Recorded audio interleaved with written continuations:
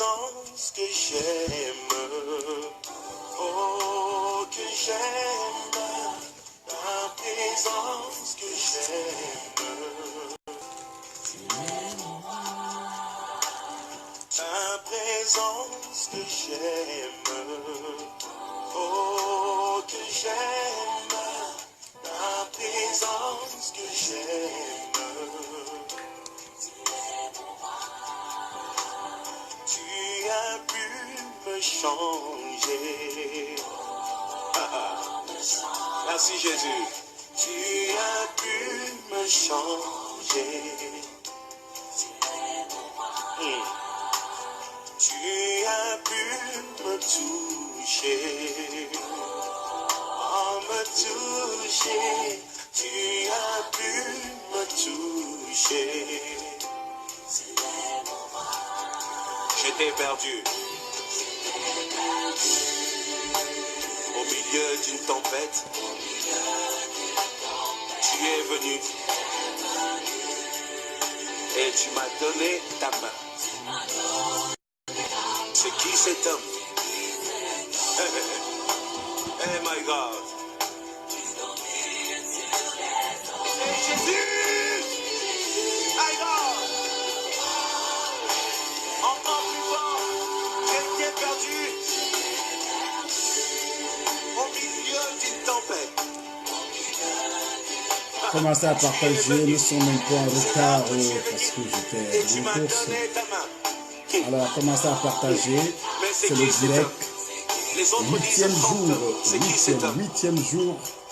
le huitième jour de prière sur les 40. Il nous reste, nous avons 40 jours de prière. Et ça fait 8 jours que nous sommes ensemble. Et Dieu va faire des choses extraordinaires dans vos vies. Et surtout ceux qui évangélisent. Merci Jésus. Comme l'apôtre le dit déjà, dans le livre de Romains au chapitre 10, à partir du verset 14. Cela est très important. D'ailleurs, nous allons parler de ça. Pourquoi Dieu n'exauce pas souvent les gens. C'est ce que nous allons vérifier tout à l'heure. Pourquoi Dieu n'exauce pas souvent les prières des enfants de Dieu. Pourquoi nous allons vérifier tout ça d'un moment à l'autre. Mais nos prières sont déjà exaucées au nom de Jésus-Christ. Je précise, tes prières sont déjà exaucées au nom de Jésus-Christ. Parce que la Bible déclare, la foi vient de ce qu'on entend et ce qu'on entend vient de la parole de Dieu. Ce qu'on entend vient de la parole de Dieu. Faites signe à tous vos amis, à tous vos amis, à tous vos amis, à tous vos amis, tous vos amis, faites signe. C'est qui cet homme? Il s'appelle Jésus. Nous allons justement parler de lui. Pourquoi nous devons annoncer l'évangile? Et si nous annonçons l'évangile, qu'est-ce que nous recevons? Nous ne pouvons rien faire dans la maison de Dieu sans être payés. Et c'est ce que enseigne la parole de Dieu. La parole de Christ. Dans l'évangélisation ne vise pas à user de persuasions humaines ou d'astuces ingénieuses pour manipuler les gens afin de les amener à faire des confessions de foi en Christ, mais à proclamer fidèlement l'évangile. Et qu'est-ce que l'évangile? Nous devons proclamer fidèlement l'évangile de Christ.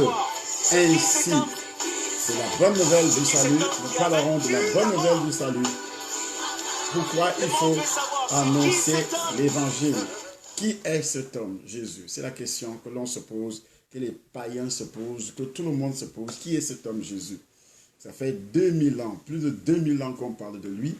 Plus de 2000 ans qu'on parle de lui, physiquement, mais spirituellement. On parle de lui avant même la création du monde. Il s'appelle Jésus. Avant même la création du monde, et je n'ai pas honte de vous le dire qu'il est Dieu. Et c'est ce que nous allons vérifier tout à l'heure dans les écrits, parce que beaucoup nous disent qu'il n'est pas Dieu. Alors, pour savoir si réellement il est Dieu ou pas, s'il a la capacité de nous exaucer, de nous écouter, d'intercéder pour nous, de faire tout ce qui est nécessaire à quel moment il est Dieu, à quel moment il est homme. Et nous allons vérifier ça dans la parole de Dieu d'un moment à l'autre. Connectez-vous, connectez-vous. C'est le 8e jour de prière. Et sachez que ce dimanche, c'est un culte spécial par rapport à tout ce que nous appelons un acte prophétique de consécration, où j'ai demandé à plusieurs d'emporter leur bouteille. Si vous n'avez pas encore acheté, vous avez encore le temps, puisqu'il n'est que 20h30, de courir dans un centre commercial, dans un magasin ou bien dans une boutique pour acheter une bouteille d'huile, pas d'huile, une bouteille de jus de raisin. Et vous amènerez donc cette bouteille de jus de raisin demain, comme il est écrit dans la parole de Dieu. Dieu a libéré son peuple. Le dernier jour, la dernière plaie, Dieu a utilisé le sang. Auparavant, c'était la puissance du Saint-Esprit, les anges, depuis la première plaie jusqu'au 9e plaie. Mais la 10e plaie, c'était la finale. Et Dieu a utilisé le sang. Mais ce sang-là était un sang pollué. Le sang de bête à l'époque, les sangs de chaque bête, de chaque animal étaient pollués à cause du péché originel. Vous serez tellement surpris de m'entendre dire cela parce que le livre de Romains précise que même la nature a été soumise à la vanité de l'homme. Même la nature a été polluée, les poissons, les écorces des arbres que vous utilisez pour vous soigner, bien sûr, les feuilles des arbres que vous utilisez pour vous soigner ont été également soumises à la vanité de l'homme, à la malédiction que Dieu avait frappé les êtres humains à partir d'Adam, jusqu'à toi qui me regardes aujourd'hui. Le rôle de Jésus dans ce monde, c'est de nous libérer de cette malédiction. C'est pourquoi il s'appelle le Sauveur. Il n'y a de salut en aucun autre, car il n'y a sous le ciel aucun autre nom qui a été donné parmi les hommes par lequel nous devions être sauvés. Nous, toute l'humanité. Jésus est par cela même le garant d'une nouvelle alliance. Parce que il est le garant, il y a eu plusieurs alliances auparavant, mais Jésus est le garant de cette nouvelle alliance. C'est lui qui nous garantit la vie éternelle. Il donne la garantie de la vie éternelle en acceptant Jésus comme votre sauveur personnel. Pourquoi? Parce que, justement, je parlais du sang, parce que son sang est l'unique dans le monde entier qui est né sans péché. Parce qu'il y a des gens qui m'ont dit, oh oui, je connais quelqu'un là-bas en Inde qui est né sans père biologique. Non, c'est des conneries. Je dis bien, c'est des conneries. Personne ne peut naître dans ce monde sans père biologique. Personne, si vous voulez, donnez-moi l'identité de cette personne sans père biologique, à part Jésus-Christ de Nazareth, qui est né sans père biologique. Mais ce n'est pas ça qui fait de lui. Tu peux même naître sans père biologique avec la force d'un démon. Le démon est déjà souillé. Je dis bien avec la force d'un démon. Tu peux naître sans père biologique. Parce que je connais des enfants qui sont arrivés dans le monde par le canal des coups des reins d'un mari de nuit sur une femme biologique. Comme ce qui s'est passé avec les anges dans l'Ancien Testament. La Bible nous dit dans le livre de Genèse que les anges déchus ont fait des enfants avec des belles filles sur cette terre. Alors, ça ne veut pas dire que ces filles-là étaient déjà polluées. Les anges également, c'était des anges déchus. Donc, c'était la pollution. Et c'est pourquoi ces êtres humains étaient des fameux à l'époque. Maintenant, nous avons toute la création qui est polluée. Jésus, Dieu avait besoin du sang pour laver ton sang, pour purifier ton sang. Pardon. Dieu avait besoin du sang pour laver le sang. Notez ça dans votre petit carnet de notes. Que Dieu, dans toute l'humanité, il avait besoin du sang pour laver notre sang. Parce qu'il n'y a que le sang qui lave le sang. Il n'y a rien d'autre qui peut laver le sang. Il n'y a que le sang. Mais si le sang de l'autre est souillé, si le sang d'un animal est souillé, si le sang d'une vache est souillé, d'un poulet est souillé, si le sang d'un être humain, parce que même le sang de chaque être humain était souillé depuis Adam jusqu'à toi qui me regardes. Donc, il a fallu, selon le plan rédempteur de Dieu, il a fallu qu'il utilise un sang, mais qui est propre. Qui est propre. Et c'est ce que dit également la lettre de Paul aux Hébreux à partir du chapitre 9. Si vous avez l'habitude de lire la Bible, vous allez comprendre que le sang de Jésus n'est pas comme le sang des autres. Ouvrez votre Bible dans la lettre de Paul aux Hébreux à partir du chapitre 9. Pourquoi je vous demande d'acheter votre petite bouteille de jus de raisin. Ça représente quoi? Ce n'est pas un fétiche et tout homme ne peut pas le faire si cet homme n'est pas encore lavé par le sang de Jésus-Christ de Nazareth. Donc, ici, Dieu nous révèle des choses très poussées, très importantes.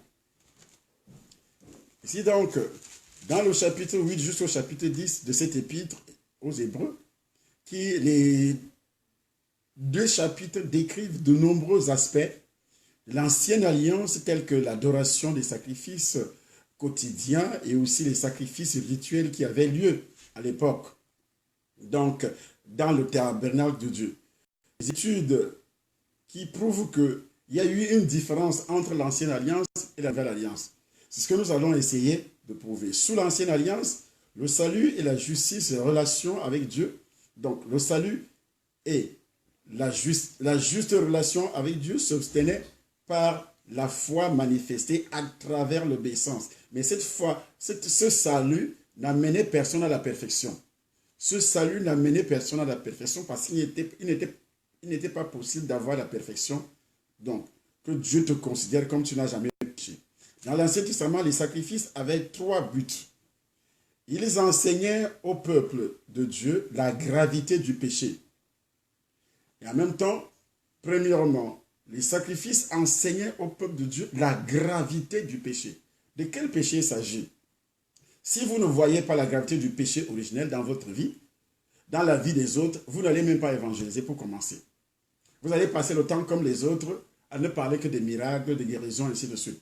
Comme quelqu'un qui nous a appelé, qui a appelé mon épouse depuis Abidjan, l'une de notre fille spirituelle, qui est dans une église. Elle dit que dans cette église, le fondateur de cette église dit, lui ne prêche pas sur la nouvelle naissance. Il prêche tout simplement sur les miracles, sur les guérisons et autres. Comment vous pouvez prêcher sur les miracles, les guérisons, vous prétendez délivrer les gens qui sont encore liés par la malédiction adamique? Et c'est ça le problème des êtres humains. Parce qu'aujourd'hui, beaucoup de personnes cherchent le miracle. Quand tu commences à parler de miracle, c'est pourquoi les séducteurs sont entrés dans l'œuvre de Dieu. Ils ne font que parler de miracle, ils ne peuvent même pas citer un verset biblique. Dans tout ce qu'il peut dire, il peut citer un verset biblique qui parle seulement des miracles. Mais il ne te dira pas comment faire pour obtenir ces miracles. C'est ça le problème. Alors, la première délivrance d'un être humain passe bien sûr par la délivrance qui est la destruction de cette alliance adamique qui est dans ton sang. Et tout le monde est né avec cette alliance adamique. Je vais le prouver par la parole de Dieu que nous allons lire. Donc, Jérémie a prophétisé qu'un jour dans le futur, Dieu ferait une alliance nouvelle avec son peuple. Une meilleure alliance. Pourtant, dans l'ancienne alliance, il y avait donc des sacrifices qui avaient pour but d'enseigner au peuple de Dieu la gravité du péché. Le péché séparait le pécheur du Dieu saint. Tout le monde, c'est pourquoi la Bible déclare « Tous ont péché et sont privés de la gloire de Dieu ». Donc, nous sommes tous nés pécheurs. Pas pécheurs par rapport aux actes que nous posons. Nous sommes nés pécheurs par rapport à notre nature. Et c'est cette nature qui nous pousse donc à commettre des péchés. Il y a d'abord cette nature qui doit d'abord être, nous devons d'abord être délivrés de cette nature adamique. Lorsque nous sommes délivrés de cette nature adamique par le sang de Jésus. Et c'est pourquoi Jésus est la seule personne au monde qui est née avec un sang pur. Parce que c'est le sang, ce n'est pas la croix qui est quelque chose, mais c'est le sang de Jésus. Et le diable a dévié la parole, on commence à montrer seulement la croix qu'il a souffert. Ce n'est pas la souffrance qui est quelque chose, mais c'est l'identité de cette personne. L'identité de Jésus-Christ même, qu'il est né saint, un être humain saint dans ce monde, un sang qui coule dans les veines d'un être humain, et que ce sang-là est saint, ça n'existe nulle part dans ce monde. Nulle part dans ce monde, même les bêtes, selon Romains chapitre 8, même les bêtes ont été polluées, à partir du verset 22. Même les bêtes ont été polluées. Romains chapitre 8, à partir du verset 22, vous pouvez lire.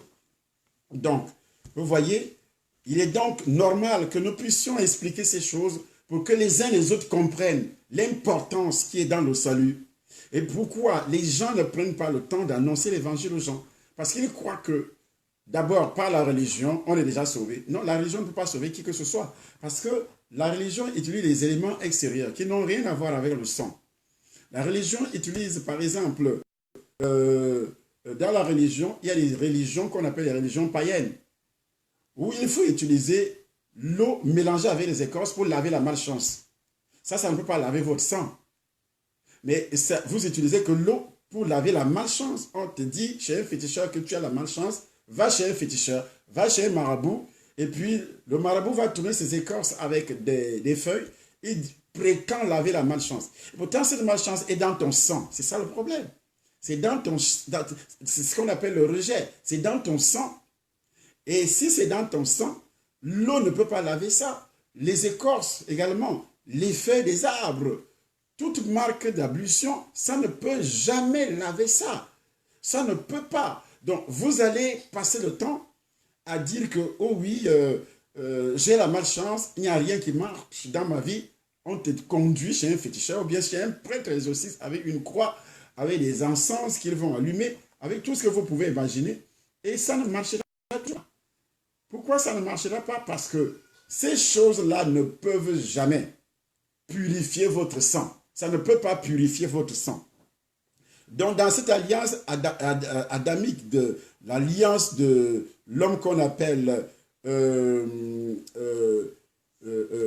Moïse, dans cette alliance, il fallait que le peuple égorge les animaux.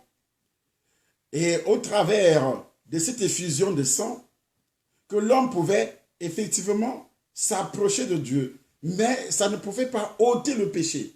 Ça ne pouvait pas ôter la malédiction. Ça ne pouvait pas ôter les souillures qui étaient dans son sang, la condamnation qui était dans son sang. Ça couvrait, mais ça ne pouvait pas ôter. C'était le sang, bien sûr, mais ça ne pouvait pas ôter parce que ce sang-là était aussi un sang impur. La même malédiction que Dieu avait prononcée sur Adam, les bêtes aussi ont été frappées par cette malédiction. Les arbres ont été frappés par cette malédiction. Nous ne voulons pas le dire tout simplement au bout des lèvres. Nous voulons que ça soit prouvé par la parole de Dieu. Selon Romains chapitre 8, à partir du verset 22. Si vous avez votre Bible, j'aime beaucoup plus la parole de Dieu. Or, nous savons que jusqu'à ce jour, la création tout entière soupire et souffre des douleurs de l'enfantement. Ce n'est pas elle seulement, mais nous aussi qui nous avons des prémices de l'esprit. Nous aussi, nous soupirons en nous-mêmes en attendant l'adoption, la rédemption de notre corps, car c'est en espérant que nous sommes sauvés. Il dit auparavant, au verset 19, au verset 18 d'ailleurs, j'estime que les souffrances du temps présent ne sauraient être comparées à la gloire à venir qui sera révélée pour nous. Aussi la création attend-elle, avec un ardent désir, la révélation des fils de Dieu, car la création a été soumise à la vanité, non de son propre gré, mais à cause de celui qui l'y a soumise. Avec l'espérance qu'elle aussi sera affranchie de la servitude, de la corruption, pour avoir part à la liberté de la gloire des enfants de Dieu. Et les enfants de Dieu ont été donc libérés par quoi? Que par le sang de Jésus. Et c'est pourquoi tout ce que le sang de Jésus peut faire dans cette vie, c'est de te libérer, de te sanctifier, de te purifier. Et c'est pourquoi, sans effusion de sang, comme le dit la parole de Dieu, il est impossible d'avoir le pardon des péchés. Il n'y a donc qu'à travers l'effusion de sang que l'homme pouvait être réconcilié avec Dieu et trouver le pardon. Selon Exode chapitre 12, verset 3 à 14. Vous pouvez lire également dans le livre de Lévitique. Il faut apprendre Lévitique. Donc, il faut apprendre la parole de Dieu. Que dit la parole de Dieu? Donc, les sacrifices offraient à Israël le moyen de venir à Dieu par la foi, dans l'obéissance et l'amour.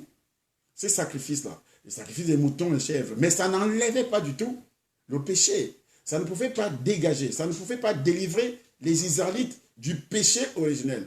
Et c'est pourquoi, quand Jésus rencontre les Israélites, les pharisiens et les autres, dans le livre des Jean, dans l'évangile des Jean, il dit ceci: vous avez pour père le diable. Écoutez, il dit vous avez pour père le diable. Pourquoi il dit que vous avez pour père le diable? Ce n'est pas parce qu'il les a surpris en train d'adorer les fétiches, ou bien qu'ils sont des sorciers, des magiciens. Pourquoi il dit que vous avez pour père le diable? Et pourtant, il s'adresse aux pharisiens. Et pourtant, il s'adresse aux docteurs de la loi. Et pourtant, il s'adresse aux scribes. Il dit, vous avez pour père le diable. Parce que ce gens avait une identité naturelle, une identité diabolique. Le père est le diable, pardon, est le père de toute l'humanité depuis la fondation, depuis Adam, depuis la chute d'Adam, jusqu'à nos jours. Tous ceux qui ne sont pas lavés, purifiés dans le sang de Jésus, ils ont pour père le diable. C'est ce que Jésus voulait dire aux pharisiens dans la lettre de l'évangile de Jean, chapitre 8, à partir du verset 43 et 44. Et vous voyez, et la Bible précise qu'il s'adressait à ceux qui avaient cru en lui.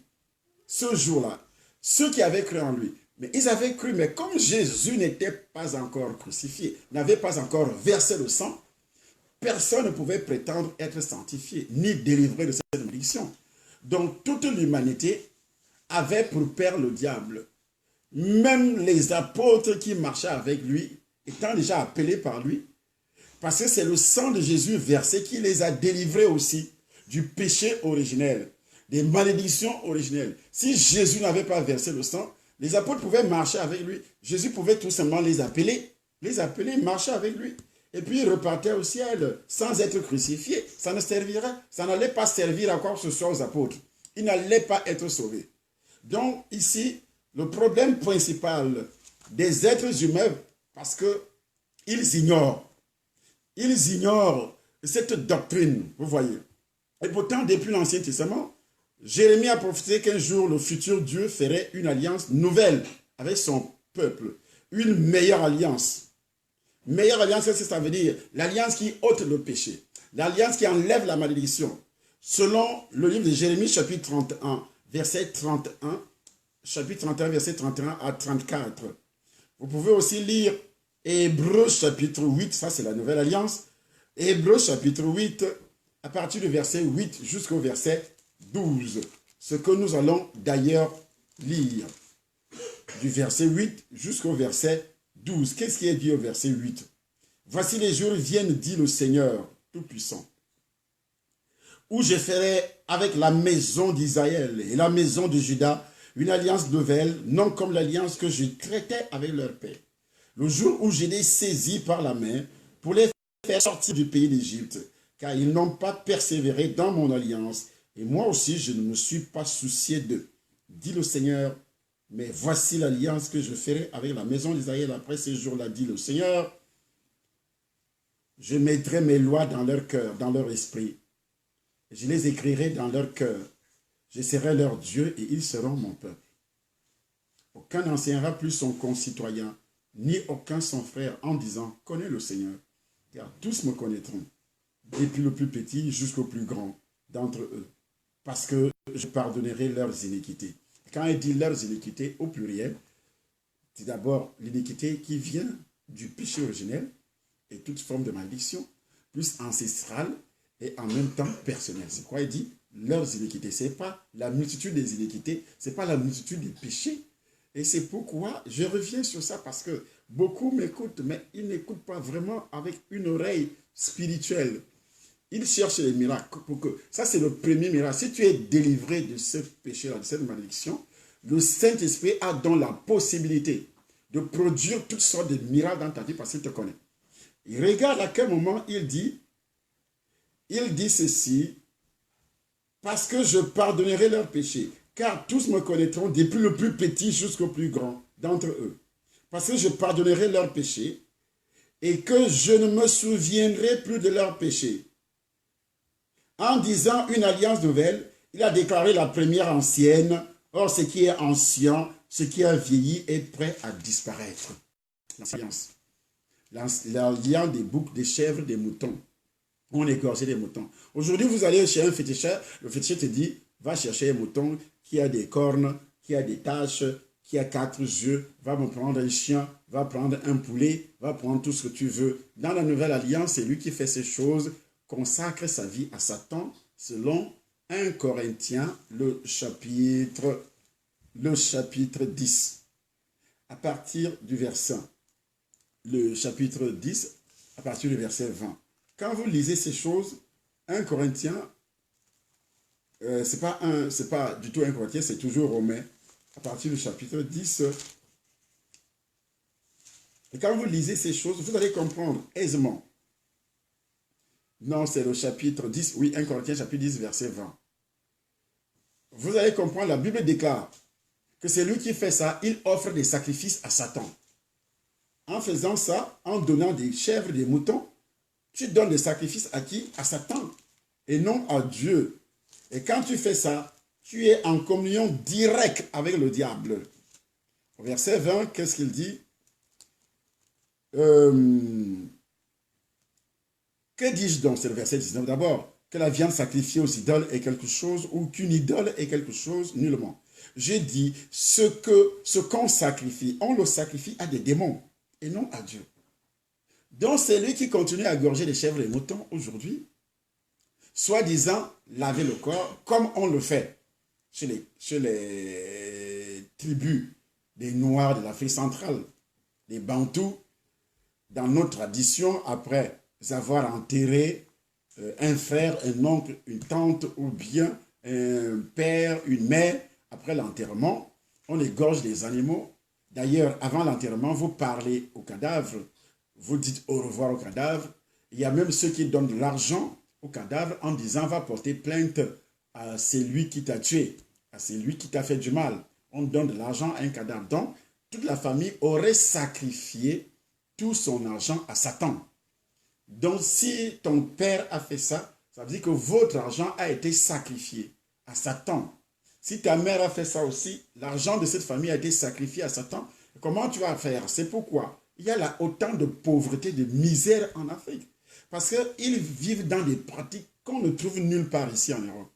Ici, si vous perdez un membre de votre famille, immédiatement on enterre. Ils n'ont pas besoin de dire, oh oui, nous allons faire des traditions, coutumes, donner l'argent au cadavre, entre les mains du cadavre.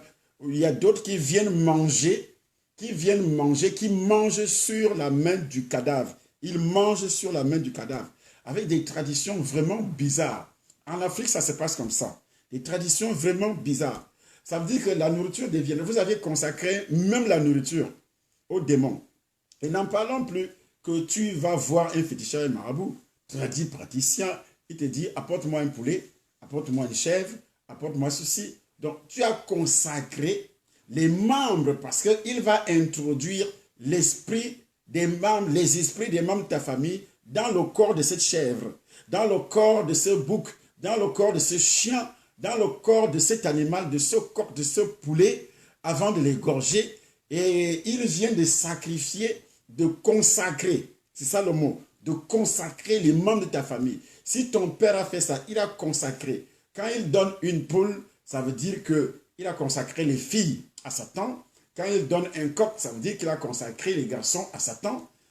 Toute marque ou bien tout sexe qu'il peut utiliser, femelle ou mâle, ça veut dire que les hommes ont été consacrés dans votre famille à Satan. Les femmes ont été aussi consacrées dans votre famille à Satan. C'est pourquoi Dieu avertit par la bouche de cet homme Paul, lorsqu'il précise, il dit, je dis ce qu'on sacrifie, on le sacrifie à des démons et non à Dieu. Or, je ne veux pas que vous soyez en communion avec les démons. Je ne veux pas que vous soyez en communion avec les démons. Quel type de que tu as été consacré? C'est pourquoi il appelle ça communion. C'est une consécration au démon.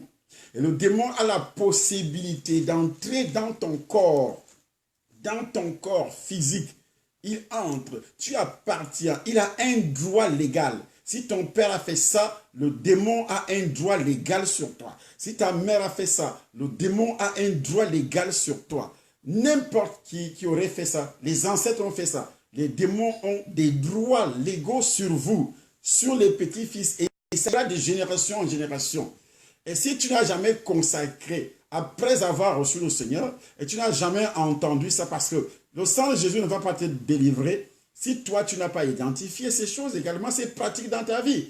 Pour que le sang de Jésus te délivre, il faut au préalable aussi identifier. C'est ce que Dieu appelle la repentance. Il y a des gens qui me disent, docteur, moi j'ai reçu le Seigneur. Je lui pose la question, tu as reçu le Seigneur en quelle année? il ne connaît même pas la date. Parce que tu ne peux pas me dire que tu es né de nouveau. Et que tu ne connais pas la date, le jour de ta nouvelle naissance. Pour naître de nouveau, qu'est-ce qui est dit? Qu'est-ce qui est écrit dans la parole de Dieu? Après avoir entendu ce discours, ils ont eu les cœurs vivement touchés. Tu as entendu le discours où et quand? Et tu as eu le cœur vivement touché par rapport à quoi? Le prédicateur disait quoi? Et ton cœur a été touché. Ton cœur n'est pas touché seulement parce que tu es voleur. Parce qu'il y a des gens qui se répandent en prison, hein? Parce qu'ils ont volé, mais ils n'ont jamais accepté le Seigneur. Parce qu'ils ont fait du mal, ils ont tué, ils se répandent, demandent pardon. Mais parfois, ils ne demandent pas pardon au nom de Jésus. Non, ils ne pensent même pas à tuer. Il est touché. Il est touché, mais il n'est pas sauvé. Parce qu'il y a des éléments importants que Dieu a établis, une fondation pour que nous soyons sauvés. C'est là que Dieu aurait donc battu. La parole de Dieu, vraiment la parole de Dieu est. La Bible déclare que le jour que le Saint-Esprit est descendu à Jérusalem, ce jour-là, Pierre prend la parole, rempli du Saint-Esprit. Il dit, dans les derniers jours, dit Dieu, je répandrai de mon esprit sur toute chair. Pourquoi il n'a pas répandu son esprit dans l'Ancien Testament? Ça veut dire que ceux de l'Ancien Testament n'avaient jamais eu le Saint-Esprit habitant dans leur corps. Pourquoi? À cause de la présence du péché original. Et pourtant, ils avaient les 10 commandements donnés par Dieu. Ce n'est pas en observant la loi qu'on est juste devant Dieu. C'est impossible. On ne peut pas devenir juste, ni être justifié parce qu'on observe la loi. C'est pratiquement impossible. Vous devez étudier la parole de Dieu. Lorsque vous étudiez la parole de Dieu, tout devient facile dans votre vie. Moi, je peux prier pour vous, mais si vous n'étudiez pas la parole de Dieu, vraiment, ça ne vaut pas la peine. Que l'on prie pour vous. Ce sont des menteurs qui viennent, soi-disant, faire des prophéties. Quelqu'un arrive même jusqu'à Jérusalem et dit, moi, je suis là sur la tombe de Jésus et prophétise, vous allez recevoir ça. C'est pas écrit quelque part. Que parce que tu es sur la tombe de Jésus. Est-ce que c'est écrit que quand tu seras, un homme de Dieu sera sur la tombe de Jésus, il va prier et puis tout le monde va recevoir les miracles. C'est des faux trucs que les gens, parce qu'ils savent que vous aimez ce genre de choses-là. Que tu mets pied à Jérusalem ou pas, le jour que tu acceptes le Seigneur, que tu utilises le sel de Jérusalem, que tu utilises l'huile de Jérusalem, que tu utilises n'importe quoi, ça n'a rien à voir. Ça n'a rien à voir. Le même Saint-Esprit que Pierre avait reçu, que moi je reçois également aujourd'hui, le jour que je reçois le Seigneur. Le sang de Jésus, c'est le sang de Jésus qui avait lavé le péché originel de Pierre, qui avait donné la force à Pierre de prêcher l'évangile. Pierre l'avait renié avant que le sang ne soit versé, le sang de Jésus ne soit versé. Pierre l'avait renié. Mais quand Pierre a été lavé par le sang de Jésus, le Saint-Esprit a eu la possibilité de descendre dans son corps, alors Pierre est devenu un feu brûlant, détruisant. Ce qui sortait de sa bouche, ce n'est pas parce qu'il est allé dormir dans la tombe de Jésus. Non, non pas du tout. Mais c'est parce qu'il a cru que le sang de Jésus, la même croyance, la même foi, nous sommes sauvés par la grâce au moyen de la foi. Aller à Jérusalem, ça ne dit rien à qui que ce soit. Ce sont des commerçants tout simplement. On vous excite à dépenser de l'argent, aller à Jérusalem, machin truc. Je peux aller en pèlerinage à Jérusalem pour voir où Jésus a été crucifié, mais pas pour aller dormir. Il y a même ceux qui arrivent à Jérusalem, ils se font baptiser pour la deuxième fois, pour la troisième fois. Mais tu peux même aller se baptiser là où Jésus avait mis les pieds. Ça ne peut pas te sauver. Il n'y a que le sang qui, si tu crois que le sang de Jésus a lavé mes péchés, commençant par le péché adamique. Que tu sois au fond d'une forêt tropicale, là-bas dans les rochers, dans mon village, ou bien quelque part chez les Pygmées en Afrique, où tu n'as même pas moyen de prendre des visas pour aller en Israël. Donc ceux qui n'ont pas moyen pour aller en Israël, ils ne seront pas sauvés. Mais ça, c'est des mensonges, ça n'a rien à voir avec la réalité. Il faut revenir dans la parole de Dieu. Lorsque vous revenez dans la parole de Dieu, vous ne serez plus trompés et emportés par tout vent de doctrine. Par tout vent de doctrine. Aujourd'hui, chacun se lève. Et oui, tu vois, j'étais à Jérusalem, d'autres reviennent avec des pierres. C'est ça, c'est de l'idolâtrie. C'est vraiment de l'idolâtrie, rien à voir. Montrez-moi un seul verset où Jésus a dit, si tu n'arrives pas à Jérusalem, il n'y aura pas de miracle. Si tu n'arrives pas à Jérusalem, tu ne seras pas sauvé. Ça n'a jamais été dit. Ça n'a jamais été dit et ça ne se trouve même pas dans la parole de Dieu. Que dit-elle donc? La parole est près de toi, dans ta bouche et dans ton cœur. C'est la parole de la foi que nous prêchons. Si tu confesses de ta bouche le Seigneur Jésus, et si tu crois dans ton cœur que Dieu l'a ressuscité des morts, tu seras sauvé. Il n'est pas dit si tu arrives à Jérusalem. Et si tu utilises le sel de Jérusalem, tu utilises l'huile de Jérusalem, si tu utilises ceci, ainsi de suite, tu seras sauvé. Ce n'est pas ce qui est dit, s'il vous plaît. Arrêtez ça. Mettez votre foi sur le sang de Jésus qui vous délivre de quoi? Du péché originel, des alliances ancestrales, qui vous délivre des attaques des démons. Le sang de Jésus qui a été versé il y a cela 2000 ans. Et c'est pourquoi Jésus nous donne alors un élément entre les mains. Un élément entre les mains, cet élément c'est quoi? C'est son sang. Ce sang-là, le jus de raisin. Ce jus de raisin lui-même précise qu'il ne va plus boire le fruit de la vigne. Le fruit, ça veut dire que c'est le jus de raisin. Il y a d'autres qui prennent les bouteilles de top, les bouteilles de tel jus de Coca-Cola et disent je vais prier, ou bien l'huile de palme, ou bien l'huile de coton, ou bien l'huile de ceci. Il dit l'essentiel d'avoir de l'huile. Mais c'est faux. C'est avec précision, même quand il fallait. Au niveau du sang de Jésus, quelqu'un boit de l'eau et dit c'est le sang de Jésus. Quelqu'un boit ceci et dit c'est le sang de Jésus. Il boit un simple jus pollué d'abord avec tous les produits chimiques. Il boit ça et dit c'est le sang de Jésus. Lui-même va prendre ça, il prie dessus. Tu as quelle autorité d'abord pour commencer? Quand Jésus prenait la Sainte Seine avec les disciples qui avaient prié, c'est lui. C'est lui, parce qu'il était leur autorité, leur père, leur ceci. Mais c'est lui qui a prié. Il a dit prenez. Et ils n'ont pas fait ça parce qu'à tout moment, tu entres dans la maison. Il y a d'autres qui vont acheter eux-mêmes. Ils achètent une jus de raisin. Ils attrapent ça, ils rentrent avec ça à la maison. Ils prient. Ça devient le sang de Jésus. Mais arrêtez. C'est des conneries. C'est des bêtises. Ça n'a rien à voir avec la réalité. Avec la réalité.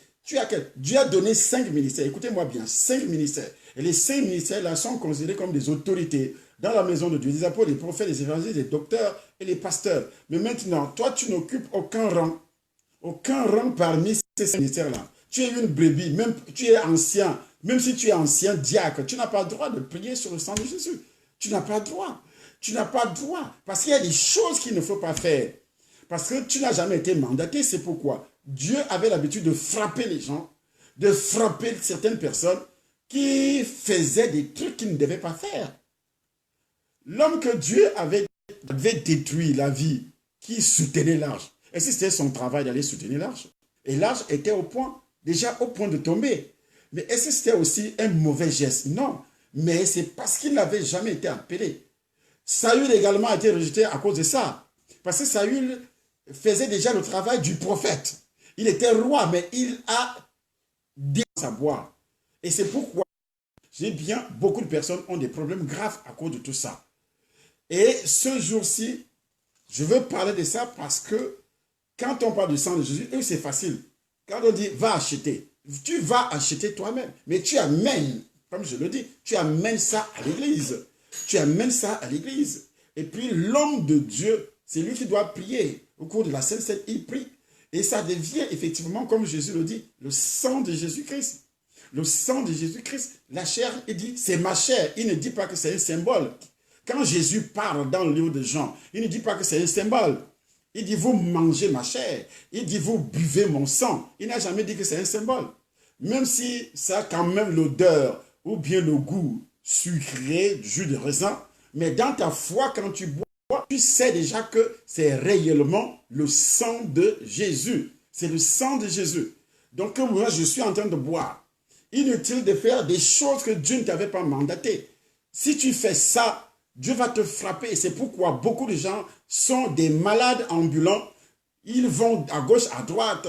Ils entendent des conneries que les gens viennent raconter sur les réseaux sociaux. D'autres se tiennent là. Oh oui, moi j'étais en Israël. Si je vous donne ça, voici, c'est la terre d'Israël. Que ce soit la terre d'Israël. Est-ce que vous savez que ces juifs-là ne croient même pas d'abord? Les rabbins que vous allez rencontrer là-bas en Israël ne croient pas au Seigneur Jésus. Moi, je marche ici en France avec les Israélites qui sont des avocats, qui sont des comptables, des experts comptables, qui occupent des postes, qui sont mes amis. Je travaille ensemble avec eux.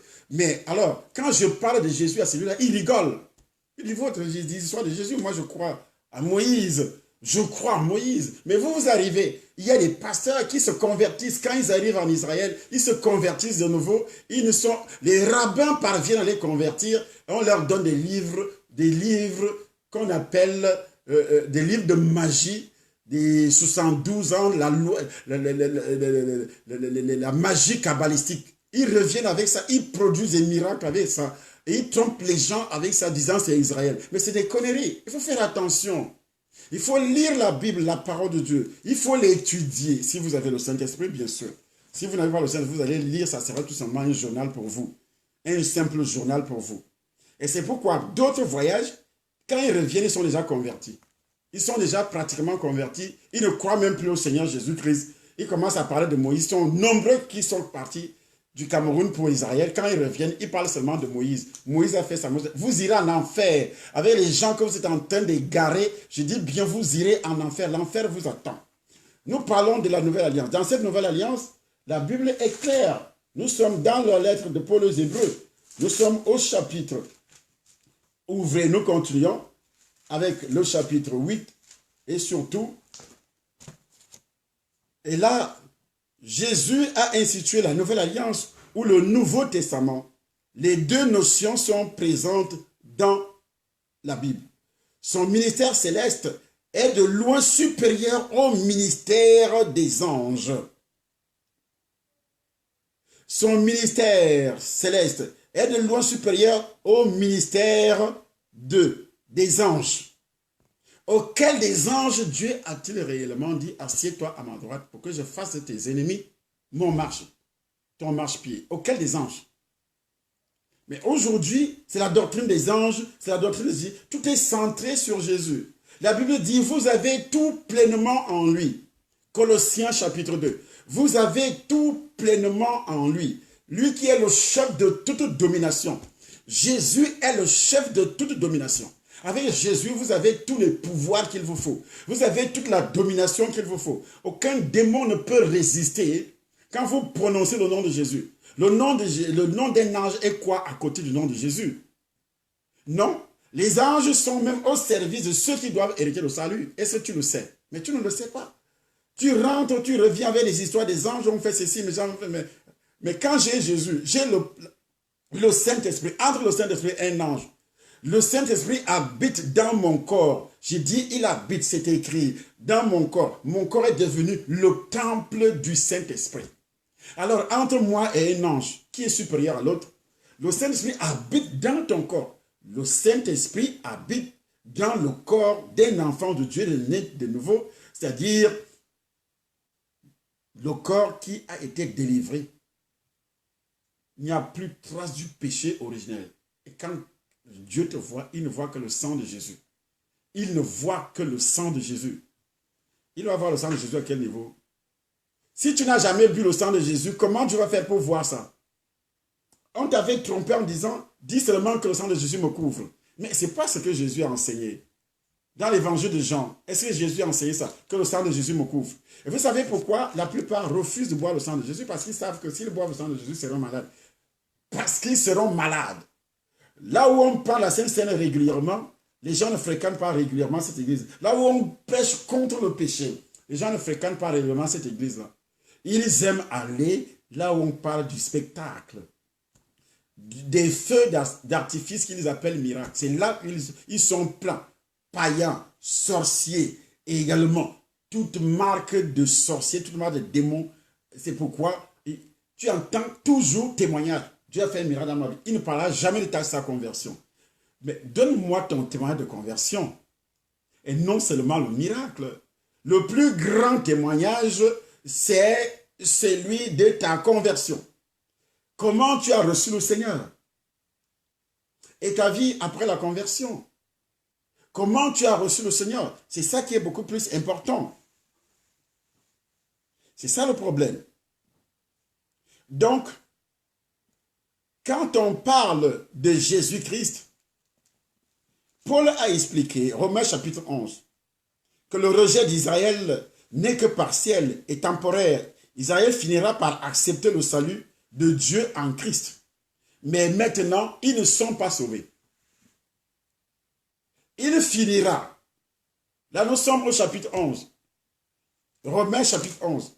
Il finira par accepter. Mais maintenant, ils ne sont pas sauvés, pas du tout.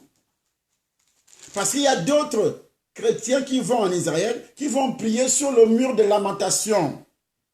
Sur le mur de lamentation. J'ai vu des pasteurs en train de prier sur le mur de lamentation. J'ai dit donc, chapitre 11. Dieu a-t-il rejeté son peuple?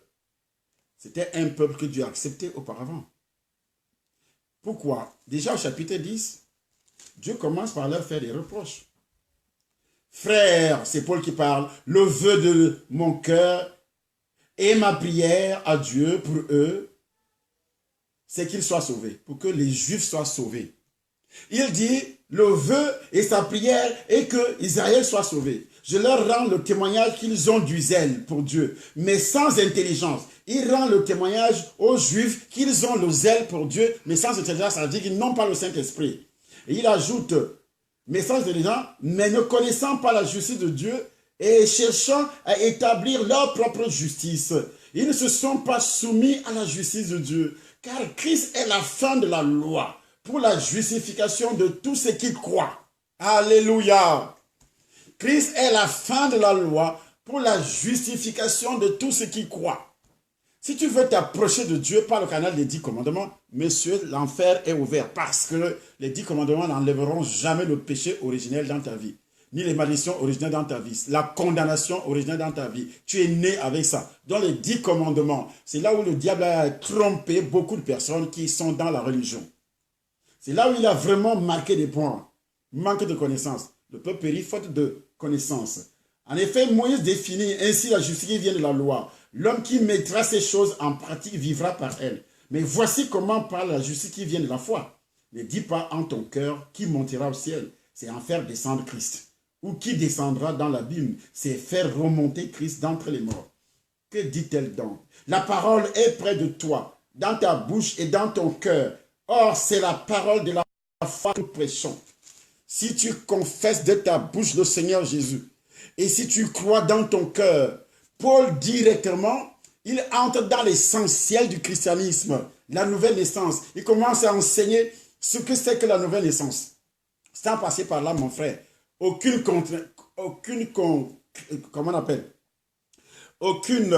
manifestation du Saint-Esprit ne peut se faire dans ta vie. Non, pas du tout. Pas du tout. Le Saint-Esprit n'aura jamais accès dans ton âme, dans ton sang. Jamais. Et c'est pourquoi les démons ont l'autorisation spéciale de tuer, d'envoûter. Quand un sorcier t'envoûte, parce qu'il ne voit pas, le Saint-Esprit, quand il est là, le sorcier ne peut pas t'envoûter. Le sang de Jésus, quand il est là, le sorcier ne peut pas t'envoûter. Mais qui doit donc boire le sang de Jésus? Voyons un peu ceux qui sont dans les religions. Ils ne sont pas passés par là, dans la religion. Parce que d'habitude, vous dites qu'on critique les religions. On ne critique pas, mais c'est une vérité. Comment vous êtes né de nouveau? Vous êtes dans la religion. Vous êtes né de nouveau comment? Vous allez me dire, j'ai été baptisé. Ok, le baptême n'enlève pas le péché originel. Pas du tout. Le baptême n'enlève pas le péché originel. Je ne veux pas tromper qui que ce soit en disant, tu es déjà né de nouveau parce que tu as été baptisé. Ce n'est pas écrit quelque part. Mais c'est ce qu'on a enseigné dans la religion. Or, quand Dieu parle par la bouche de Pierre, au chapitre 3, 1 Pierre chapitre 3, il dit, l'eau n'enlève pas les souillures du corps. Mais il s'agit de quelle souillure du corps? Quand Pierre dit, l'eau n'enlève pas les souillures du corps. Mais il s'agit de quelle souillure du corps? C'est le péché originel. Ce sont les alliances de sang que tu as eu au travers de ton père qui se vautrait, qui est allé se vautrer sur les autels du vaudou, sur les autels du satanisme, boire les choses chez les féticheurs, chez les marabouts, dans la tradition païenne et dans tout ce que vous pouvez imaginer. Alors, tu es né avec tout ça. On va te baptiser même par immersion. Sans recevoir Jésus, ça ne sert à rien. Ça ne sert vraiment à rien. Tu iras en enfer. Même si un miracle, ce miracle est produit par le diable. J'ai dit, un miracle qui se produit entre les mains de quelqu'un qui n'est pas né de nouveau, il prie sur toi, alors qu'il n'est pas né de nouveau, et qu'il y a un miracle, ça veut dire que ça vient de Satan pour t'encourager à continuer sur cette voie. Il te trompe pour que tu persévères sur la voie de la sorcellerie, sur la voie du satanisme. Et ceci est important de le signaler, parce que les gens ne cherchent que le miracle, mais ils ne veulent pas savoir ni connaître les origines des miracles. Un miracle qui vient de Dieu vient des mains de quelqu'un qui est né de nouveau, pour commencer. Et lorsque tu demandes à plusieurs prophètes, les paroles prophétiques qui viennent du Saint-Esprit proviennent également des gens qui sont nés de nouveau, prophètes qui est né de nouveau. Et ça, vous savez qu'il y en a beaucoup aujourd'hui qui ne sont pas du tout nés de nouveau, mais qui se disent prophètes, qui se disent pasteurs, qui se disent apôtres, archbishops, mais ils ne sont pas nés de nouveau. Ils ne savent même pas ce que c'est, qui pensent qu'ils sont nés de nouveau le jour qu'ils ont abandonné la boisson, l'alcool, le jour qu'il a pris la décision de ne plus pécher, de ne plus aller avec une femme qui n'est pas sa femme, ou bien un mari qui n'est pas son mari, ou bien le jour qu'il a arrêté de fumer, ou le jour qu'il a arrêté de voler, et c'est ça sa nouvelle naissance. Or, ça c'est la seconde partie de la nouvelle naissance, ça n'a rien à voir avec la première partie. Ça c'est la seconde partie de la nouvelle naissance. Et il dit, c'est Paul qui parle aux Juifs. Qu'est-ce qu'il dit aux Juifs? Il explique maintenant comment le Juif doit naître de nouveau. Comment le païen, lui, doit naître de nouveau également. Comment donc? Car c'est en croyant du cœur qu'on parvient à la justice établie par Dieu. Et c'est en confessant de la bouche. Alors, est-ce qu'un enfant peut confesser de la bouche? Est-ce qu'un enfant peut croire dans son cœur? Parce que vous allez venir nombreux à dire que je vais consacrer ma vie alors que tu n'es pas encore de nouveau. C'est pourquoi je prends l'engagement de vous enseigner ça, afin de ne pas être taxé des séducteurs, parlant seulement de consécration, aux gens qui ne sont pas nés de nouveau. Ah non. Il précise, car c'est en croyant du cœur qu'on parvient à la justice. De quelle justice s'agit? Celle qui s'accomplit par la loi? Non. Qui est juste? C'est Jésus. C'est lui le juste. Parce qu'il est né sans péché pour commencer. Il est né sans souillure. Il est né sans condamnation. Il est né parfait. Et quand tu passes par son sang, Dieu te justifie. Quand tu passes par le sang de Jésus, Dieu te justifie. Il te justifie du coup. Il te regarde comme si tu n'avais jamais péché. Et comment passer par le sang de Jésus?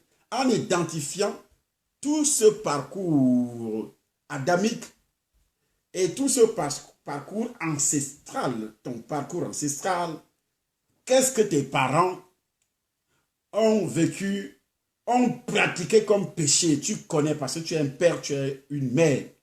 Et pertinemment aussi tes propres péchés à toi. Tu les identifies. Ce qu'on appelle la repentance. En invoquant le nom de Jésus, en invoquant le sang de Jésus, en invoquant le sang de Jésus. Et c'est ça la repentance. Et ta foi est basée sur le sang de Jésus-Christ. Et c'est pourquoi il continue en disant, selon ce que dit l'Écriture, quiconque croit en lui ne sera point confus. Pourquoi il y a donc autant de confusion dans la vie des enfants de Dieu? Quiconque croit en lui ne sera point confus. Qu'est-ce que ça veut dire, confusion dans la vie? Si vous pouvez m'expliquer. Vous pouvez m'expliquer ce qu'on appelle une confusion dans la vie de quelqu'un? Vous pouvez vraiment m'expliquer aujourd'hui? Il n'y aura plus de confusion. Mais quand je regarde les enfants de Dieu, il y a la confusion partout sur ce qu'ils sont en train de faire dans leur vie. Et puis même il y aura confusion le jour de l'enlèvement. Parce que Christ doit enlever l'Église.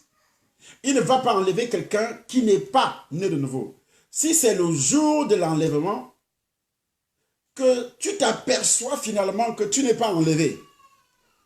Et si toi tu t'aperçois 5 minutes plus tard qu'il y a eu enlèvement, ça veut dire que tu n'entreras plus jamais au ciel si tu es païen. Si tu es païen, tu n'entreras plus jamais au ciel. Ta destination finale, c'est l'enfer. Il n'y a pas de deuxième voyage, il n'y a pas de deuxième tour. Ou bien tu vas souffrir parce qu'il y a 600. Parce qu'il y a des doctrines. Les gens prêchent aujourd'hui que parce qu'il y aura une grande persécution, après l'enlèvement, ceux qui vont souffrir, ceux qui vont refuser 166, ils iront au ciel. Quel ciel? Arrêtez. Si vous ne connaissez pas la parole de Dieu, vraiment arrêtez. Fermez vos Bibles, retournez dans les villages là. Défrichez des forêts pour planter le cacao et puis c'est fini. Arrêtez de dire des bêtises. Le Saint-Esprit est venu dans le monde. Et c'est par le canal du Saint-Esprit que nous serons enlevés. C'est pourquoi il habite dans notre corps. Et si vous éteignez le Saint-Esprit avant l'enlèvement, vous ne serez pas enlevés. On peut éteindre, c'est pourquoi Dieu exige que le chrétien ne doit pas éteindre. N'éteignez pas le Saint-Esprit. Si vous éteignez le Saint-Esprit par votre mauvaise vie, vous ne serez pas enlevés. Et Dieu nous amène à la foi par rapport à ça, l'enlèvement. Et on doit vivre toujours dans le qui-vive. Qu'il peut enlever l'église à 8h, 9h, 10h. Parce qu'il viendra comme un voleur. Au son de la trompette, à la voix d'un archange, le Seigneur Jésus viendra du ciel, descendra du ciel. Et les morts en Christ, il ne s'agit pas des morts catholiques. Il ne s'agit pas des morts protestants. Il ne s'agit pas des témoins de Jéhovah. Il ne s'agit même pas de ceux du Temple des Nations. Mais, si tu es né de nouveau, c'est pourquoi quand quelqu'un dit « je suis chrétien », non, chrétien, ce n'est pas une inspiration biblique, mais c'est enfant de Dieu. À tous ceux qui l'ont reçu, à tous ceux qui croient en son nom, il leur a donné le pouvoir de devenir enfant de Dieu, pas chrétien.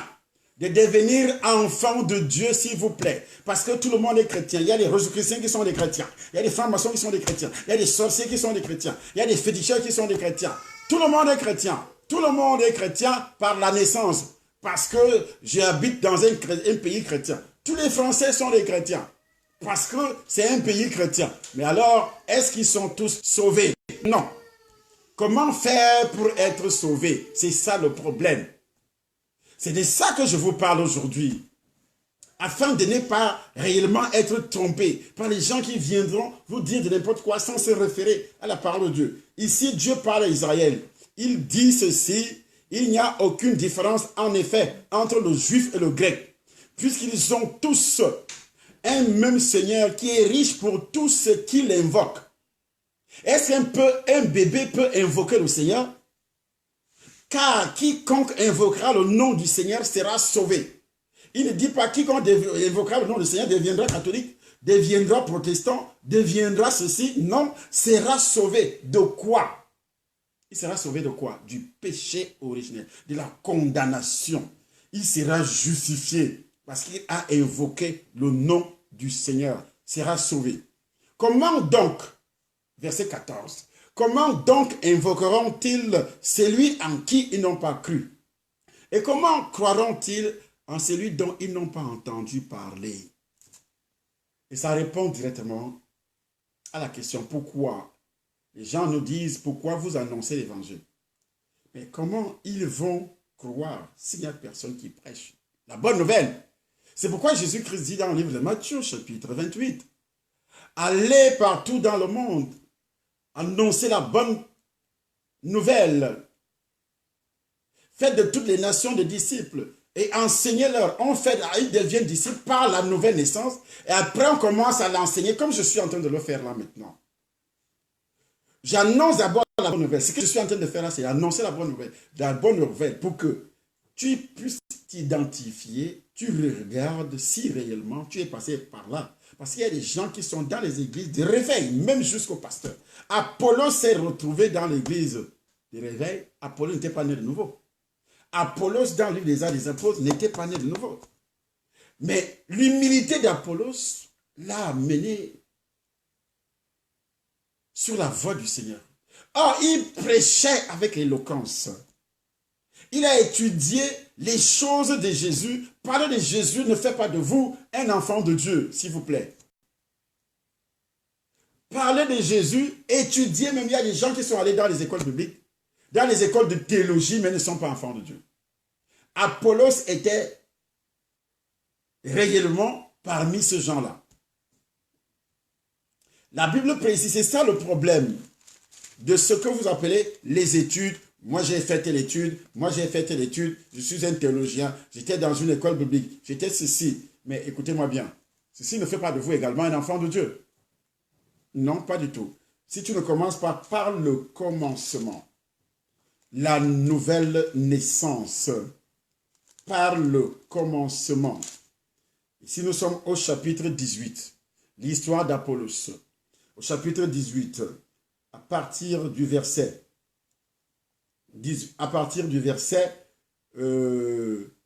24. Un juif nommé Apollos, originaire d'Alexandrie, homme éloquent. Il y a des pasteurs qui prêchent parce qu'ils sont éloquents. Il y a des hommes de Dieu qui prêchent parce qu'ils sont éloquents. Ils prêchent la sagesse humaine. Ils vous donnent des conseils. Ils vous donnent des conseils. Ils sont éloquents comme Apollos, mais ils ne sont pas nés de nouveau. Et la Bible déclare, un homme éloquent. Et qu'est-ce qui est dit? Et versé dans les Écritures. Il y a des gens qui peuvent aligner 1000 versets bibliques, mais ils ne peuvent jamais vous expliquer le processus de la nouvelle naissance. Ils ne peuvent jamais vous expliquer, selon le Saint-Esprit, le processus, le mystère de la nouvelle naissance. 2. Il était versé dans les Écritures. 20 à Éphèse. Il était instruit dans la voie du Seigneur.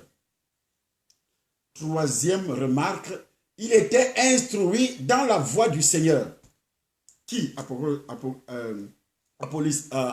pardon. Il était instruit dans la voie du Seigneur. Tout ce qui... Et la Bible déclare, en même temps, et fervent d'esprit.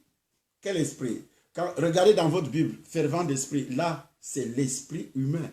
Parce que quand vous lisez esprit dans la Bible, si c'est le E majuscule, c'est que c'est le Saint-Esprit. Si c'est le E minuscule, c'est que c'est l'esprit humain ou le démon. Ou le démon. Fervent d'esprit. Nous connaissons beaucoup de prédicateurs qui ont ces qualités, mais ils ne sont pas sauvés. Mais vous ne le saurez jamais si vous n'avez pas la connaissance, si vous n'avez pas le Saint-Esprit. Ce monsieur te parle, il parle avec éloquence. Ils sont même instruits sur la voie du Seigneur Jésus. Il te parle de Jésus. Il était instruit sur la voie du Seigneur. Et fervent d'esprit, il annonçait et enseignait avec exactitude ce qui concerne Jésus, bien qu'il ne connût que le baptême de Jean. Il enseignait avec exactitude ce qui concerne le Seigneur Jésus depuis l'Ancien Testament. Mais le gars n'était pas né de nouveau. Il n'était pas du tout né de nouveau. Alors, qu'est-ce qui va se passer? Il s'est mis à parler librement dans la synagogue. Aquilas et Priscille, l'ayant entendu, le prirent avec eux et lui exposèrent plus exactement la voie de Dieu. Comme il voulait passer, lui exposèrent plus exactement la voie de Dieu, qui passe uniquement par Jésus et ce qu'elle voit. Aujourd'hui, on te dit que Jésus va descendre à Lomé, au Togo. Venez, il y a des gens qui quittent la France, qui vont là-bas, Jésus va descendre. Mais regardez comment les gens sont trimballés de gauche à droite parce qu'ils ne connaissent pas la parole de Dieu. Et on vous trimballe. Il y a même ceux qui étaient aussi au temple ici à Paris. Et ils vont jusqu'à Lomé. Jésus va descendre là-bas. Ma vie va changer. Ta vie va changer. Tu ne reçois pas le Seigneur. Et tu penses que ta vie va changer. De quelle manière ta vie va changer? Ta vie sera pire encore. Je dis bien pire encore. Si ta vie va changer sur la terre, si celle du ciel ne change pas, et tu penses que tu as reçu quoi? Rien. Comment on peut tromper? Jésus a quand même averti qu'il y aura des faux qui vont arriver, qui vont dire, je suis ici, il va descendre à Kinshasa. Il y a d'autres qui disent, il va descendre en Congo, au Kinshasa. Il y a d'autres qui disent, il va se descendre à Lomé. Il y a d'autres qui disent, d'autres se présentent même en disant, c'est moi le sauveur maintenant. Mais il a un père et une mère, avec la malédiction adamique dans le sang. Il dit qu'on doit passer par lui pour être sauvé. On doit passer par lui pour être sauvé. Lui, un Africain. Ils sont comme ça beaucoup en Afrique aujourd'hui. C'est lui qui est le sauveur. Si vous ne croyez pas en lui, et vous ne pouvez pas être sauvé. Machin truc. Des conneries qui n'ont pas de sens. Parce que ces gens ne connaissent pas du tout le mystère de la parole de Dieu. La parole de Dieu, c'est qui? C'est Jésus. Et c'est pourquoi les gens comme les Apollos détournent un monde important. Ils prêchent avec éloquence, ils prêchent sur le mariage, comme il y a le coaching aujourd'hui, ce coaching, c'est quoi? Le mariage a fait ceci, comment il faut s'habiller, comment entreprise, comment ceci. Et le monde aime ça. Ça, c'est la dernière touche, la dernière carte de Satan. On ne prêche pour l'évangile, on ne prêche pour la parole de Dieu, on enseigne pour la parole de Dieu, on enseigne la sagesse, la philosophie humaine, la sagesse humaine. Comment réussir sur la terre? Nous sommes étrangers et voyageurs sur la terre, chers messieurs. Et Jésus, quand tu le reçois, il te donne la sagesse. Et tu entres dans une école. Tu entres dans une école, pas les gens qui viennent, il faut payer ceci. Moi, je suis entré dans des écoles ici en Europe pour être formé. Des écoles officielles où je dois acquérir, recevoir mon diplôme, être formé dans tel ou tel métier. C'est pas que quelqu'un vient venir et puis comment faire pour avoir beaucoup d'argent, comment faire pour faire ceci, comment faire. Tu ne veux pas travailler, Dieu dit de travailler. C'est lui qui ne mange pas, c'est lui qui ne travaille pas, ne doit pas manger. Il n'y aura aucun miracle sans travailler, messieurs les chrétiens. Je dis, il n'y aura aucun miracle sans travailler. Aujourd'hui, je suis dans trois formations. Comment je gère? C'est moi qui prêche. Je dis bien 3 formations que je peux compter. 3 formations. À cet âge ici. Mais il y a des gens qui sont arrivés, ils vivent, ils vont rester quelque part dans une église pendant 3 mois. Il est dans un couvent depuis 3 mois. Il dit, on prie pour moi, on prie pour moi. Ça ne marche pas dans ma vie. Comment ça va marcher? Tu connais quoi? Tu ne maîtrises rien. Tu ne maîtrises rien. Rien. Tu refuses de travailler. Comment ça va marcher? Qu'est-ce qui va marcher dans ta vie?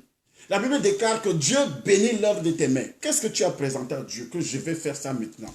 Et qu'est-ce que tu as appris? Même Jésus, dans son enfance, il a travaillé avec son père adoptif, Joseph, qui était menuisier. Jésus est passé par là.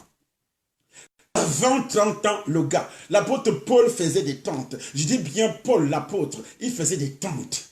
Il disait, mes ont pourvu à mes besoins et aux besoins de ceux qui étaient avec moi. Comment un enfant de Dieu, on vient, on te dit tout simplement, dans ton compte bancaire, il y a là-bas, donne 100 €, il y aura 1000 €. Chez le banquier, quand tu iras chez le banquier, tu vas trouver 1000 €. Et puis tu crois à ça. Voilà les conneries qui arrivent aujourd'hui.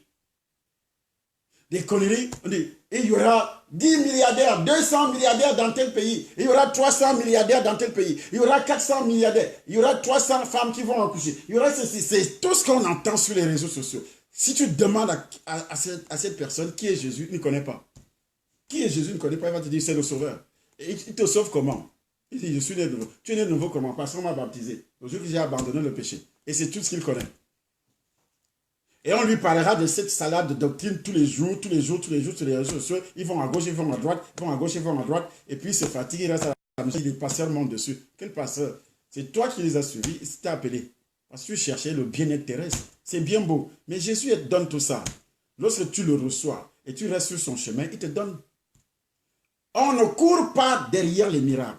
Les miracles suivent les enfants de Dieu, s'il vous plaît.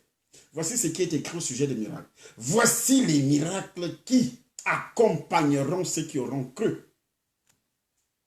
Voici les miracles qui accompagneront ceux qui auront cru. Qui auront cru. Qui accompagnent. On ne poursuit pas le miracle, s'il vous plaît. Mais le miracle accompagne celui qui a cru. La guérison accompagne. Les miracles de délivrance, de richesse accompagnent ceux qui ont cru.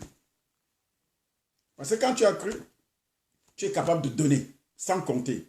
Et là, la bénédiction matérielle suit. Quand tu as cru, tu es capable de laisser tout ce qui te contraint à pécher. Parce que tu as cru pour aller au ciel. Quand tu as cru, tu es capable de dire, je m'en fous de tout ce qui vit dans ce monde, de tout ce qui existe dans ce monde. Mon problème, c'est d'aller au ciel, parce que ça ne vaut rien. On peut te dire, on va t'égorger. On va t'égorger si tu ne Si tu ne refuses pas ce Jésus, on t'égorge. Il faut le refuser. Il faut le rejeter. Tu dis non, je préfère être égorgé. Je veux aller au ciel, moi. Laissez-moi tranquille. Est-ce que tu sais ce que tu fais? Tu crois que le ciel existe. Tu crois véritablement que le ciel existe et que tu n'as pas été trompé par Dieu. Et que Jésus est réellement le chemin, la vérité et la vie. Tu es capable. C'est pourquoi l'apôtre Paul était prêt à dire, qui me séparera de l'amour de Christ? Qui me séparera de l'amour de Christ? Qui peut me séparer de l'amour de Christ, de l'amour de Dieu? Est-ce que c'est la famine? Aujourd'hui, les gens restent à la maison parce qu'on a prié pour lui et il n'a pas été béni et on m'avait trompé et tu restes à la maison. Est-ce que c'est le mauvais temps? Quand la neige va venir, il y a des gens qui vont rester à la maison parce que pendant la neige, pendant ceci, je ne vais plus à l'église. À cause de l'éloignement, je ne vais plus à l'église. À cause de ceci, parce que j'ai échoué à un examen, je ne vais plus à l'église. Parce que j'ai raté le mariage, si Dieu ne me donne pas le mariage cette année-ci, je ne crois plus, je ne vais plus à l'église, je reste tranquille chez moi. Je sais que Dieu n'existe pas. Donc Jésus a été crucifié pour ton mariage. Jésus a été crucifié pour un mariage. Mais est-ce qu'il y a quelque chose qui ne va pas dans la tête des chrétiens de nos jours? C'est à cause du mariage que Jésus a donné sa vie? Il y aura un mariage au ciel. Qu'est-ce qu'il a répondu à ceux qui parlaient du mariage sur la terre? Il dit au ciel, vous serez comme des anges. Ça n'existe pas là-bas. Ça n'existe pas là-bas. Vous serez comme des anges. Arrêtez vos bêtises là sur la terre. Vos bêtises là, c'est sur la terre. Hein? Mais là-bas au ciel, vous serez comme des anges. Mais aujourd'hui, c'est ça qui est devant. Si tu ne parles pas de mal, si tu n'as pas de miracle, je vais prêcher à Bruxelles. Un pasteur m'invite à Bruxelles. Je prêche pendant 2 jours. Je ne prophétise pas. Une dame se lève, elle sort.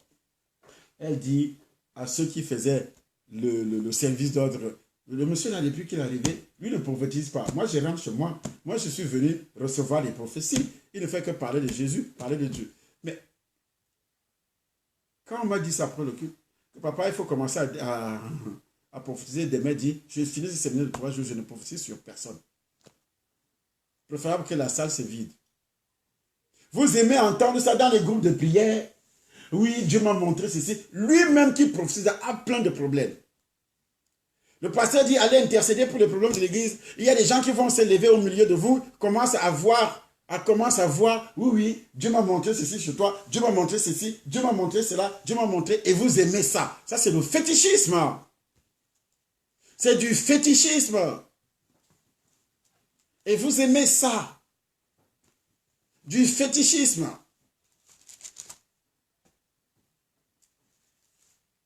La Bible déclare au sujet de Jésus la position de Jésus en tant que médiateur de la nouvelle alliance. Hébreux chapitre 8, verset 6. Hébreux chapitre 9, verset 15. Médiateur de la nouvelle alliance. Est-ce que vous pouvez lire? Nous sommes dans la lettre de Paul aux Hébreux chapitre 9. Et le verset 15 dit quoi? Et c'est pour cela qu'il est le médiateur d'une nouvelle alliance, afin que la mort étant intervenue pour le rachat des transgressions commises sous la première alliance, ceux qui ont été appelés reçoivent l'héritage éternel qui leur a été promis. Car là où il y a un testament, il est nécessaire que la mort du testateur soit constatée. Un testament, en effet, n'est valable qu'en cas de mort, puisqu'il n'a aucune force tant que le testataire vit.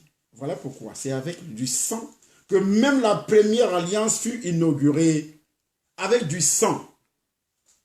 Même la première alliance fut inaugurée. Moïse, après avoir prononcé devant tout le peuple tous les commandements de la loi, prit le sang des veaux et les boucs avec de l'eau, de la laine écarlate et de l'hypnose. Il fit l'aspersion sur le livre lui-même et sur tout le peuple, en disant, ceci est le sang de l'alliance que Dieu a ordonné pour vous.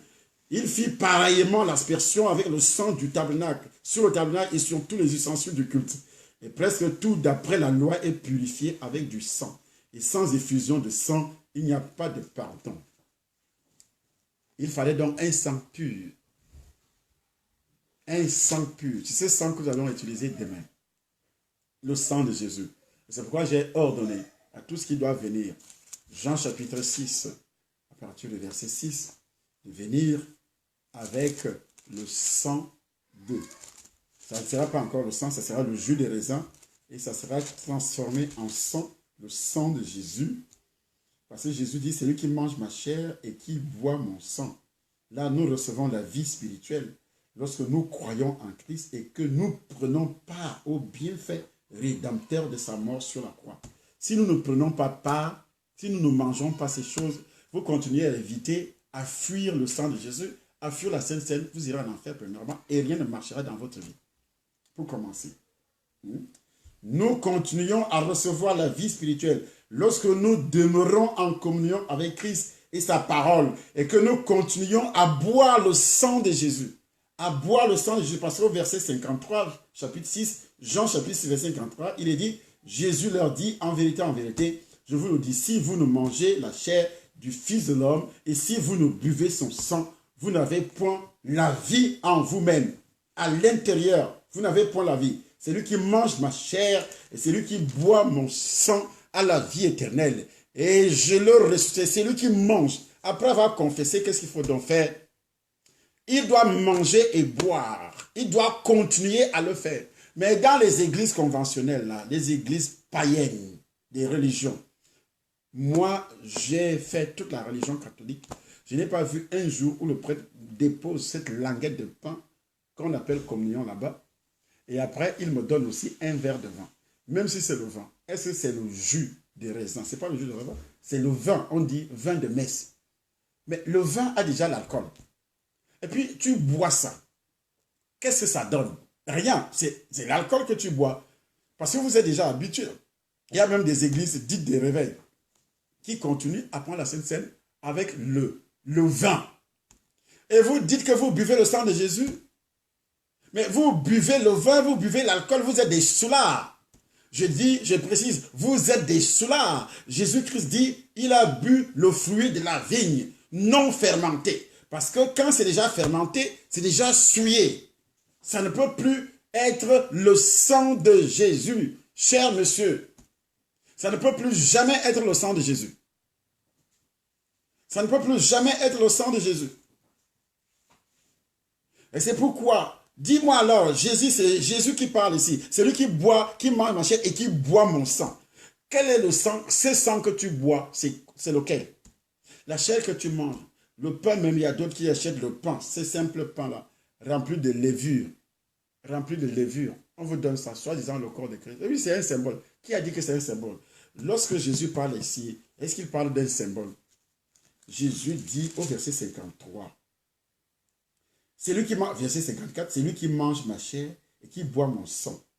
54, c'est lui qui mange ma chair et qui boit mon sang à la vie éternelle. Et je le ressusciterai.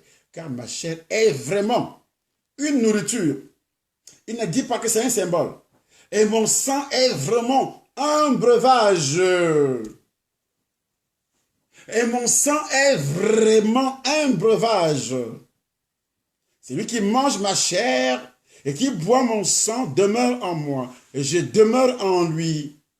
Et je demeure en lui. C'est ça la consécration. Quand tu vas venir ce dimanche au Temple des Nations avec ta bouteille, je veux t'ordonner, après avoir prié, sanctifié, purifié, et ça devient le sang de Jésus, et je veux t'ordonner de rentrer avec.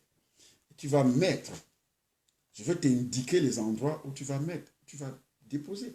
Dieu a dit à Moïse, là où il devait déposer, alors que c'était même le sang, comme c'est Dieu qui avait parlé, mais ce sang-là avait la malédiction adamique. Et ça a marché parce que Dieu a ordonné, Moïse a obéi. Et c'est là, chaque maison des Hébreux était consacrée. Je dis, chaque maison des Hébreux était consacrée. Qui avait reçu le sang sur les linteaux était déjà consacré. Ce qu'on appelle la consécration. Ce que nous allons commencer à faire ce dimanche. Ce dimanche-ci, la consécration des maisons. On parle souvent de la sanctification. Mais ça sera la consécration. La consécration avec le sang de Jésus. Alors, quel démon qui aura le courage, qui aura la force, qui aura le pouvoir d'entrer dans ta maison? La première maison, c'est ton corps, qui est le temple du Saint-Esprit. La première maison, c'est ton corps qui est le temple du Saint-Esprit. Parce que toi, tu as donné ta vie au Seigneur. Et ton corps devient le temple du Saint-Esprit. Ton corps devient donc le temple du Saint-Esprit. Il devient le temple. Et puis, comme tu dors dans une maison que tu as construite, et tu vas rentrer avec le sang, tu déposes. Je vais t'indiquer les endroits où tu vas le faire. Tu vas voir. Il faut donc être là ce dimanche. Termination Paris, 8 rue des Gaillards, au 95 140 Garches-les-Gonesse. Si tu ne viens pas, ça te regarde. Ce n'est vraiment pas mon problème. Mon problème est de parler. Tu viens, tu veux, tu viens, tu ne veux pas, tu laisses, tu restes chez toi. Tu peux habiter la Suisse, tu peux habiter la Belgique, tu peux habiter n'importe quel pays, tu prends ton TGV, tu arrives, tu prends ta voiture, tu arrives, c'est pas loin. Quand tu allais voir les féticheurs, les marabouts, tu dépenses, il y a des gens qui dépensent, ils payent des billets d'avion pour aller en Afrique pour des bêtises. D'autres vont à Lomé, au Togo, soit disant que Jésus va descendre là-bas un jour, des bêtises. Ils n'ont jamais donné même pas 300 € à l'église, même pas 500 €, mais ils achètent un billet d'avion pour aller faire des conneries, des bêtises qui n'ont vraiment pas de sens, pour aller finalement en enfer. C'est la malédiction qui est sur toi. Tu sors d'une église de réveil et tu te retrouves dans ce qu'on appelle la confusion. Les gens vivent dans une confusion aujourd'hui. C'est-à-dire que cette personne n'a jamais été destinée pour le salut. Donc tu faisais tout simplement, tu n'as jamais été même sauvé. Tu n'as jamais été sauvé. Ils sont nombreux comme ça. Et ils gagnent des cœurs de faibles qui vivent dans l'ignorance. Dans l'ignorance. Ah, je suis à la maison parce que il y a eu ça, moi je ne vais plus à l'église, tu changes l'église, tu vas à gauche. Ce n'est pas en changeant l'église que tu seras délivré. Mais c'est en mettant en pratique ce qui est enseigné que tu seras délivré. En mettant en pratique ce qui est enseigné, là tu seras délivré. C'est pas en changeant, tu peux changer 1000 églises.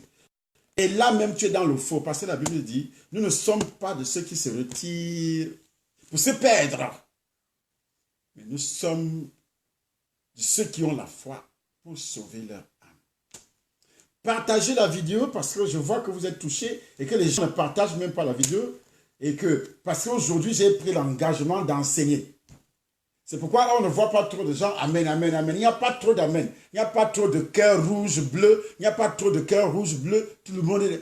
Or, c'est en ce moment-là, lorsque la parole, parce que cette parole, c'est Jésus. C'est cette parole qu'on appelle Jésus. C'est ça qui doit t'envoyer la gaieté, la joie dans le cœur. Parce que tu commences réellement. Mais si ça t'a attristé, comme l'apôtre Paul le dit, si tu es attristé, ça veut dire que c'est le début de la vraie délivrance.